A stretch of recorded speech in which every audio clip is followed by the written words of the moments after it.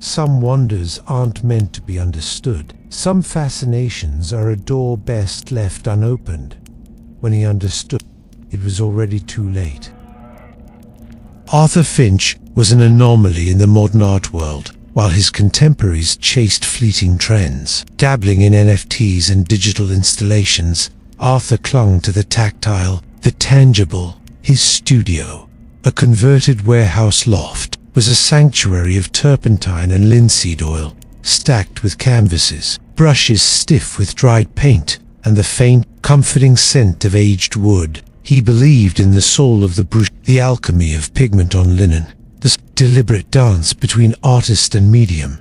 He scorned the sterile glow of screens, the ephemeral nature of pixels. For Arthur, true art was born from grit and passion, not algorithms. It was a new canvas, a pristine, large-format linen.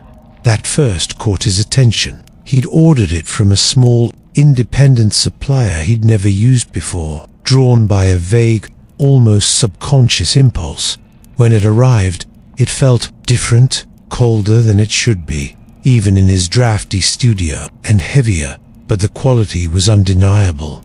The weave perfect, the surface a pristine, inviting void. He stretched it, prepared it, and propped it on his easel, ready for inspiration to strike. Days turned into a week, and the canvas remained blank. Arthur, usually brimming with ideas, found himself strangely hesitant.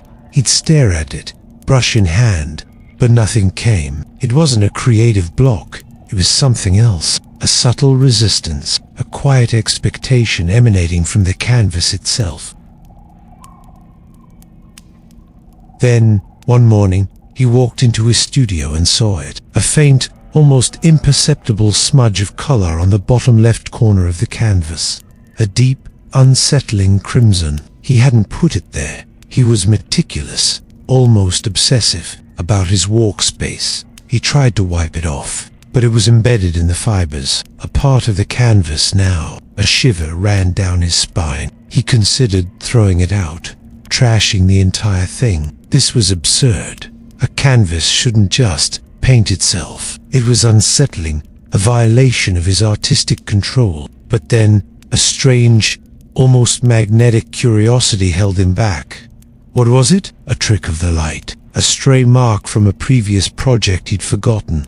He found himself drawn to it, compelled to observe, to understand. He decided to leave it, to see what would happen. A foolish decision, perhaps, but one born of an artist's insatiable need to witness the unfolding of something new, something inexplicable. He told himself it was an experiment, a strange, unsettling muse. He had no idea it was already painting him into its own dark masterpiece. The crimson smudge grew, slowly, almost imperceptibly at first. Then, with an unsettling acceleration, it wasn't spreading like a stain. It was forming. Lines emerged, then shapes, then textures. Arthur would leave the studio at night, the canvas a pristine white save for the crimson blotch, and return in the morning to find new details etched onto its surface. A faint, almost ghostly outline of a wall, the suggestion of a window. It was as if an unseen hand was working through the night, meticulously filling in the blank space. He tried to rationalize it. Residual paint, a trick of the light, a subconscious act he performed in a fugue state. But the precision, the sheer detail, defied all logic, and the colors were not his. They were muted, somber, dominated by deep grays, oppressive blacks, and that unsettling crimson. As the painting progressed, a new phenomenon began. The studio grew colder, not just a draft, but a pervasive, bone-chilling cold that seemed to emanate directly from the canvas. He'd turn up the thermostat, but the chill remained, a constant, creeping presence that made his breath plume in the air. He started wearing layers, then a heavy coat, even indoors. The cold was accompanied by a subtle, almost imperceptible shift in the atmosphere. The air felt heavy, thick, as if something vast and unseen was breathing it in. He'd find himself glancing over his shoulder, a prickle of unease crawling up his spine. convinced he wasn't alone. But there was never anything there, just the canvas, silently, relentlessly, filling itself. The painting was taking shape. It was a room, his room, the studio. The details were unnervingly accurate. The worn wooden floorboards, the peeling paint on the far wall, the cluttered shelves of art supplies, even the light was rendered with a chilling fidelity. But there was a growing sense of wrongness about it. The colors were too dark, the shadows too deep, the overall impression one of suffocating claustrophobia. And then he saw himself in the painting, a small, indistinct figure, standing with his back to the viewer, facing the easel, and behind him a shadow, a tall, elongated shadow that wasn't his own. It was too dark, too solid, and it seemed to lean in, almost possessively, over his painted self. He stared at it, a knot of ice forming in his stomach.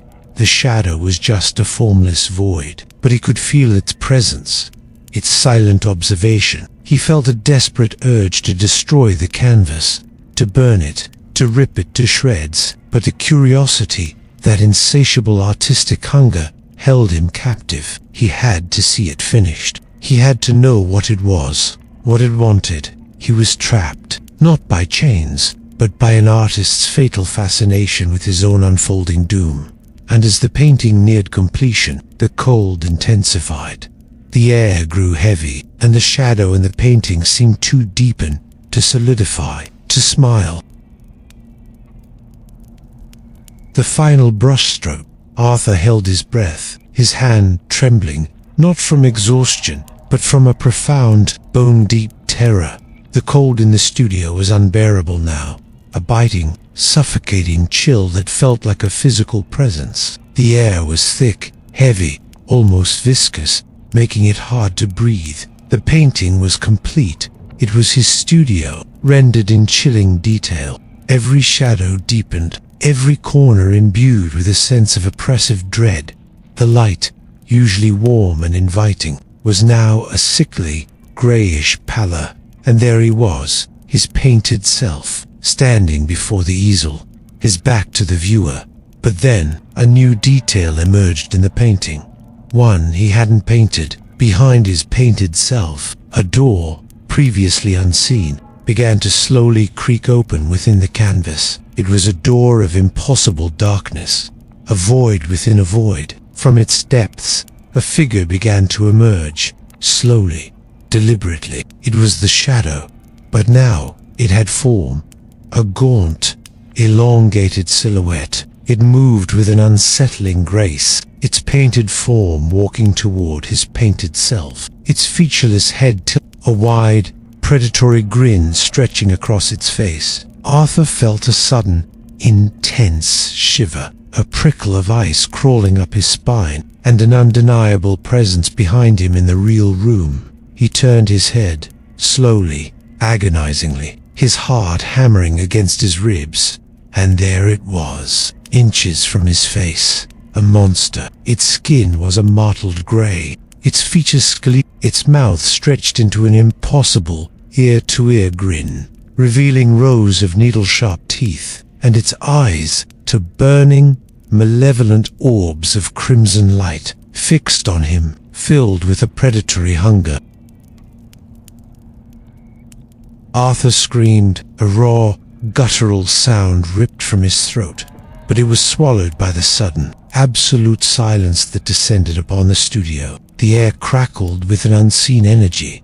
The canvas, his masterpiece, began to pulse with a faint, internal light, a dark, swirling vortex of color and shadow. The painted room on the canvas seemed to deepen, to stretch, to become three-dimensional, drawing him in. He could feel a powerful, irresistible suction, unseen force pulling him towards the painting. He stumbled backward, desperate to escape, but his feet felt rooted to the spot. The monster in the painting, its grin widening, its red eyes burning, lunged forward from the canvas, and then, with a final, agonizing pull, he was no longer in his studio. He was inside the painting. The canvas rippled, then snapped back into its flat, two-dimensional form. The painted room now complete, empty save for the lingering presence of the grinning monster. The studio was silent once more, the cold still biting, but the canvas on the easel was no longer a blank slate. It was a window into a nightmare, and Arthur Finch was now a permanent resident. The studio remained, the easel stood, the canvas still propped upon it, a finished masterpiece. But the room it depicted was no longer merely a painting of Arthur's studio. It was Arthur's studio, captured in a moment of terrifying stasis. The light filtering through the grimy windows was perpetually dim, the air within the painted frame thick with an unnatural stillness. The painted figure of Arthur was gone, replaced by a faint, almost imperceptible smudge where he once stood, as if he had simply dissolved into the pigment. The monster, however, remained. It stood tall and dark in the painted room, its crimson eyes gleaming, its wide, predatory smile fixed on the viewer, a silent, triumphant sentinel.